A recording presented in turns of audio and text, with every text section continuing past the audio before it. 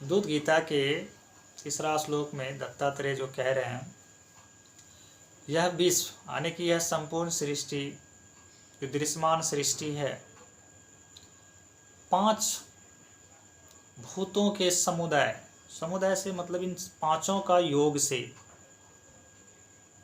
क्या है, निर्मित हुआ है। जो मृग तृष्णा के जल के समान मिथ्या भी है। आप समझो कि दत्तात्रेय क्या कह रहे हैं, जो ये दृश्यमान जगत है, सृष्टि है, 5 तत्वों के मेल से बना है, यानी 5 तत्वों का समुदाय। संपूर्ण सृष्टि में मुख्य 5 तत्व ही है, 5 तत्वों का समुदाय है। और यह जो जगत 5 तत्वों से आप देख रहे हो, उसको मृग तृष्णा के जल के समान,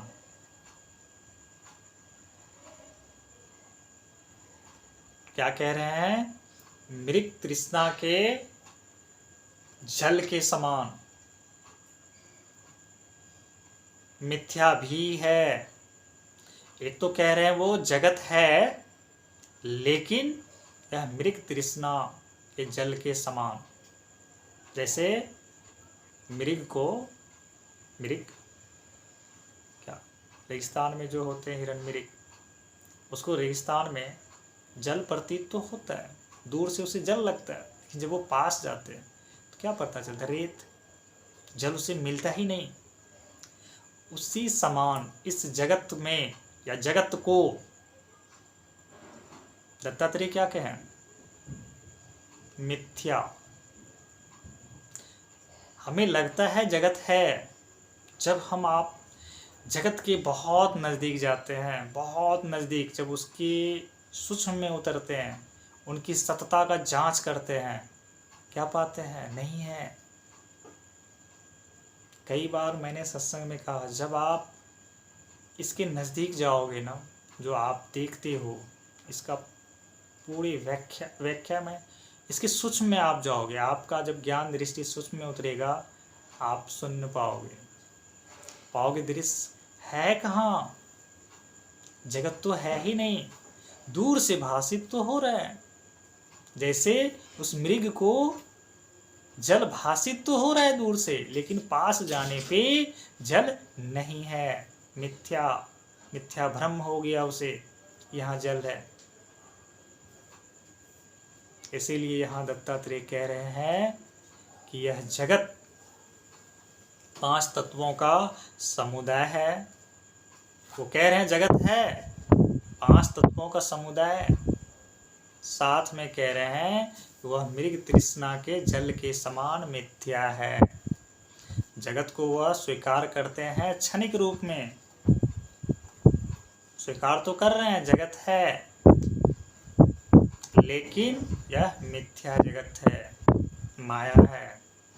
माया मतलब होना प्रतीत तो हो रहा है, लेकिन सतरूप में नहीं है। जिस तरह हम आप अपना छवि शीशा में तो देखते हैं, क्या शीशा में होता है, नहीं ना, दिखाई तो पड़ता पर होता नहीं है। उसी तरह कह रहे हैं जगत तो प्रतीत हो रहा है, पर यह क्षणिक है, मिथ्या है नहीं।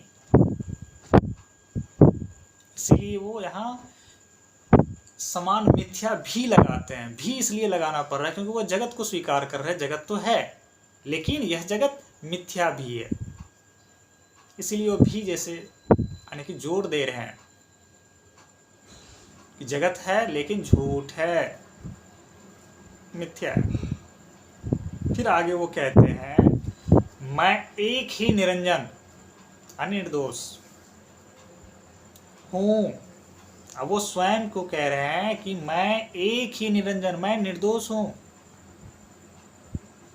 और निरंजन शब्द ब्रह्म के लिए आता है। वो स्वयं को कह रहे हैं कि मैं ब्रह्म हूँ, मैं निरंजन हूँ, निर्दोष हूँ। फिर मैं किसको नमस्कार करूं। आप 3 श्लोक में आपने देखा कि दत्तात्रेय अभी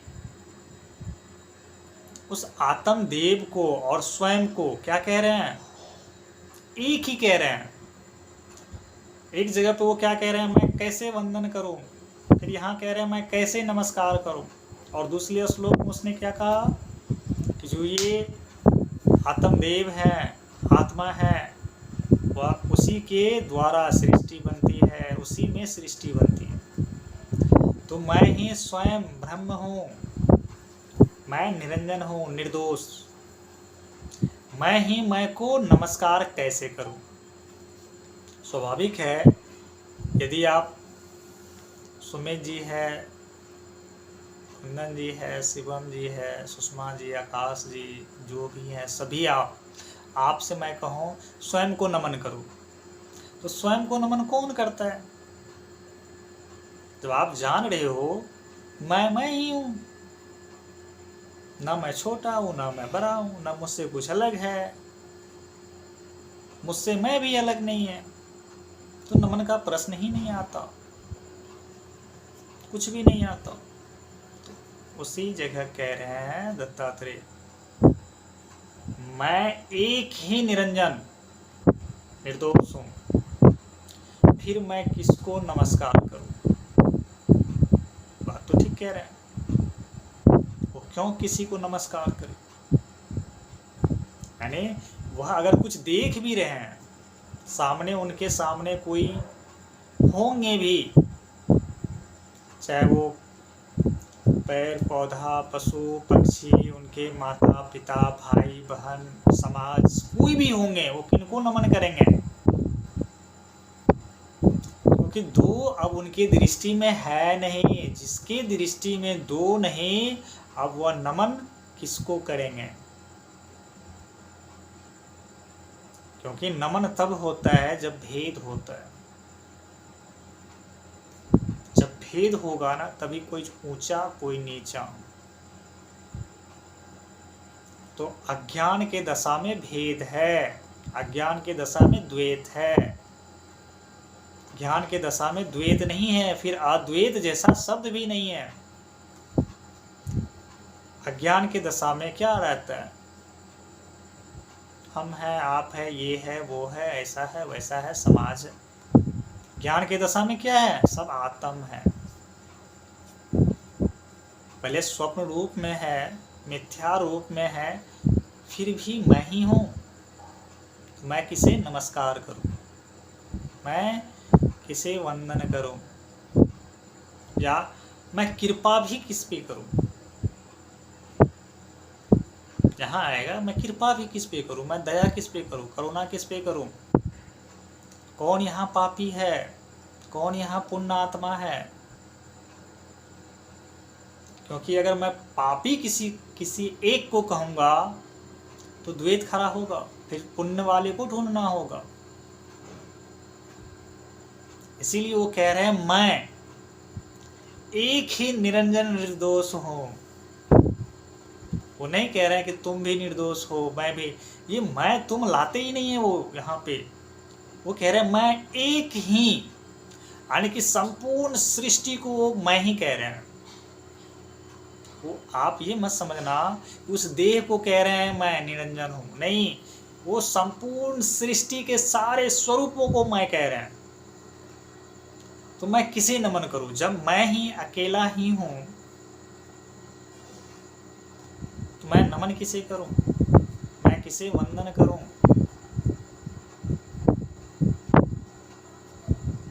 वहां नहीं बनता वंदन नमस्कार, कुछ भी नहीं होता। जो ज्ञान को उपलब्ध हो जाता है वह कुत्ता भी है, गधा भी है, घोड़ा भी है, बैल भी है, पापी भी है, पुण्य भी है, जितने स्वरूप आप देख रहे हो सब वही है। किसे वो अच्छा कहे, किसे बुरा कहे, किसे ज्ञानी कहे, किसे अज्ञानी कहे, किसे ऊंच कहे, किसे नीच कहे, कुछ भी नहीं बनता। क्यों? स्वप्न का क्या अर्थ है?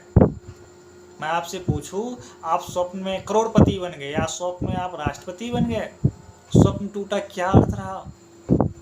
आप जितने समय तक अज्ञान दशा में स्वप्न में थे, उतने समय तक मान मर्यादा प्रतिष्ठा आपको मिला या डरे। लेकिन जैसे ही स्वप्न तिरोहित हुआ, कहाँ गया आपका मान मर्यादा? कहीं नहीं। सब अपने आप स्वयं उन सब चीज़ों को अपने स्वरूप में ले आए। स्वयं आपका ही स्वरूप था और आप में ही समा गया। तो जब ज्ञान को उपलब्ध कोई होता है तो वह संपूर्ण सृष्टि को मैं ही जानता है, एक मैं हूं। अब इस देह को मैं नहीं कहता, सभी देह मैं ही हूं, मैं निर्दोष निरंजन हूं। मैं ही वो नमस्कार कैसे करूं, तो वह नमस्कार नहीं बनता। इसी तीसरे श्लोक में कह रहे हैं, फिर मैं किसको नमस्कार करूं। मैं ही जब हूं, ये संपूर्ण पांचों तत्व ही मैं हूं और पांचों तत्व का समुदाय ही मैं हूं, तो मैं नमस्कार किसे